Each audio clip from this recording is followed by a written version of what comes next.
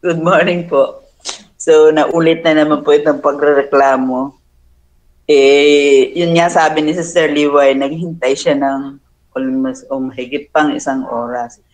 Kasi siyempre, yun na nga, ang problema dun yung tiya nagre-reklamo din. So, kaya tuloy nag-iinit ang yung ulo. Kasi gustong-gusto mo na kumain, tapos kita mo yung makasama, satisfied na kasi busog na. Kasi nakakain na, ikaw na lang ang hindi.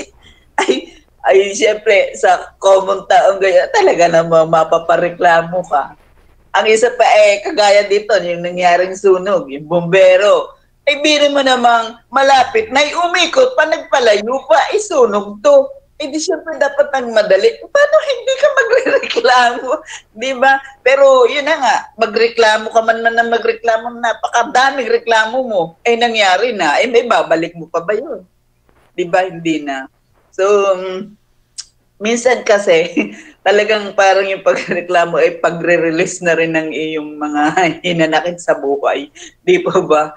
Na ayaw mo namang gawin yun, pero parang nagre-release ka kasi kung yung mga nasa sa puso at nasa sa isip ay hindi mo mailabas, parang baka pag tumagal ay sumabog na ito. Di po ba? Siguro ang kasunod nun ay paghingi na lang ng tawad sa Panginoon, Lord, patawarin mo na ako dito sa ginawa. Paano, di ba sino ba yung siya ay dinalhan na ng mga ibon ng pagkain dahil nga sa gutom, di nga? Yung pala'y gutom na at pagod na. So siya ay pinatulog ng Panginoon at dinalhan ng pagkain para siya ay siguro hindi na magreklamo kasi ang gusto na niya, mamatay na. Di ba ba? Doon sa Bible, nakalimutan ko na ang pangalan. So, yun talaga ay parang likas sa tao, pero ang mahalaga doon, nakikita natin yung ating mga pagkakamali at pagkukulang. Na yun nga, nakapagreklamo tayo. Lalo na nga yung sinasabi niyong marami kang experience sa naranasan, sa mga bagay-bagay, nakikita mo yung mga tama at mali. Pagka dito sa atin, sa bahay na lang, di ba? Yung kitang-kita mo yung mga dapat gawin, tamang ayos, niya sa mga paglilinis, pagluluto at lahat-lahat. Kapag ikaw ay maraming experience sa ganyan, alam mo ang tama at mali, ay talagang mapapareklamo ka. Di ba? Common na common yan yung pagrereklamo. Pero ang hindi naman siguro reklamo ang doon, binibigyan lang natin ng paalala o matuto yung ating mga kasama na ating natutunan din sa iba. Dahil tayo pinagreklamuhan din ng mga taong ayon, kaya tayo ay natuto. Marami nga po namang ayang pagrereklamo, kailangan nga muna ay atin muna sundin. Sana isundin muna natin yung inirereklamo, lalo na yung mga paggawa-gawa, bago tayo din magreklamo. Titingnan natin kung effective o hindi. Ayun po. So marami tayong matutunan din at yun nga ito ay padalawang ulit ng nasasabi itong pagrereklamo sa itong buwan ng February pa pala yun nung isa, yung March. February and March, nung February may reklamo, ngayon din meron ding tackle. So matuto na tayo. Praise the Lord. Purihin ang Diyos. Okay, tunay nga na hindi maiiwasan talaga na tayo ay magreklamo, no? Pero patayin natin yung reklamo na yun. Maganda, di ba minsan nakakapag, Lord, sorry, talagang, parang okay, talagang gusto ko nang mainis gusto ko, talagang tunay nga po nangyayari yun sa ating buhay. Ano po, napaka-practical nitong ating mga pinag-uusapan, ano po. Okay po, sino pa po ang pwede magdagdag? Uunahan ko na, Pastora, bago ako pumasok. Okay, brother. So, sa akin po, halimbawa po, yung sa pagrereklamo, pag kontento ka na, kahit na sabihin na natin dun sa bagay na in-expect mo, hindi mo ma-expect.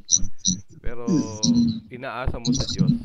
Hindi ka na magrereklamo Halimbawa, na-experience mo na yung na-experience mo na yung peak ng ano mo, ng karera mo.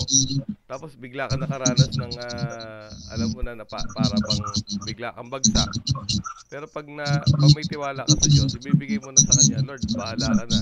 Basta ako trabaho lang. Parang ganun po.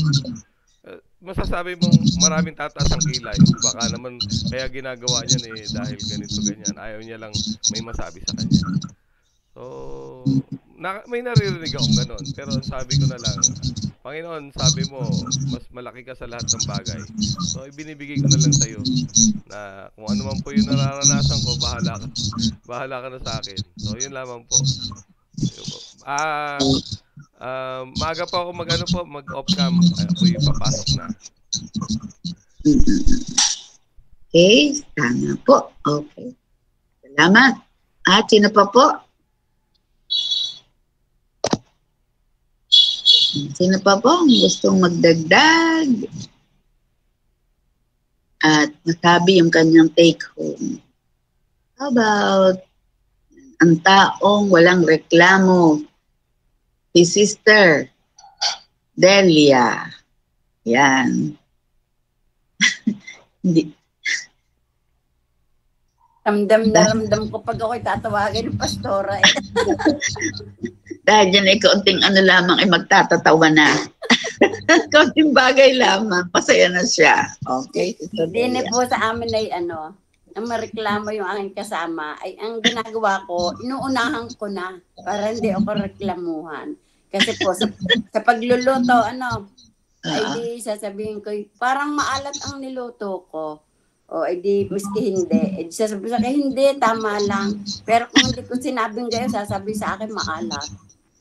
Tapos ay, pagka po yun ay sa paglilinis, o ayan, baka may masabi ka pa, malinis na yan. Ay, hindi, malinis. Ginagawa ko talagang unahan para hindi ako mag-guilty all time lagi sa kanya. Ay, lagi reklamo. Wala nang ginawa ko. Ay, inuunahan ko na. Yun lamang po at talagang pagpala natanda ay kung nun ay mareklamo, ay ngayon ay mareklamo. Nadadagdagan na reklamo. Kaya naman pong inireklamo kundi din sa bahay, ay di inuunahan ko na. Katulad ng puso kahapon. Ang ramdam ko talaga maalat kasi bagoong ang aking iniasin. Ay para hindi na ako reklamo at ako hirap nga sa pagluluto bago ko rereklamo. Sabi ko maalat para yung gulay.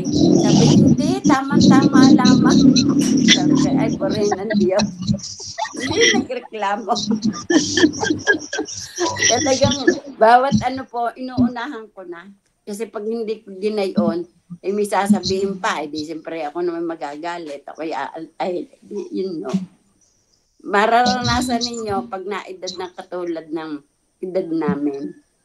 Reverse. Parang nag-iibang isip.